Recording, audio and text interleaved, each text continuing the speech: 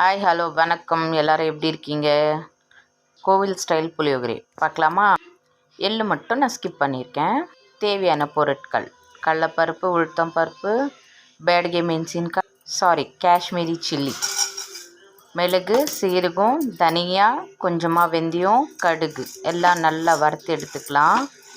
கடலைப்பருப்பு, உளுத்தம்பருப்பு அது கூட போட்டுக்கலாம். மிளகா மட்டும் கொஞ்சமாக எண்ணெய் ஊற்றி கலருக்கோசம் வறுத்து எடுத்துக்கலாம். காரமும் இருக்கும். காரத்துக்கு நான் வேறு மிளகாவும் போட்டிருக்கேன், காஷ்மீரி சில்லியும் 3 போட்டிருக்கேன்.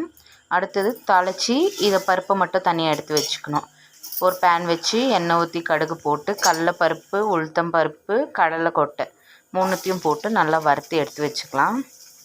அதே பேனில் பூண்டு தேவைப்பட்டால் போடுங்க, தேவையில்லைன்னா போட வேண்டாம். கரைச்சி வச்ச புளி, மஞ்சத்தூள், உப்பு, லைட்டாக அதில் மிளகாத்தூளும் போட்டிருக்கேன், 1/4 டீஸ்பூனை விட கம்மி.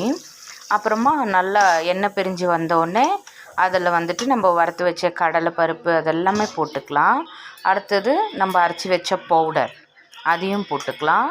பாருங்கள், சாதம் வடித்தாச்சு. 2 ஸ்பூன் அது போட்டு கலக்கி ரெடி. நான் சாப்பிட்டேன், நல்லா இருந்தது. நீங்களும் சாப்பிட்டு பார்த்து எப்படி இருந்துச்சுன்னு சொல்லுங்கள். தேங்க்ஸ் ஃபார் வாட்சிங்.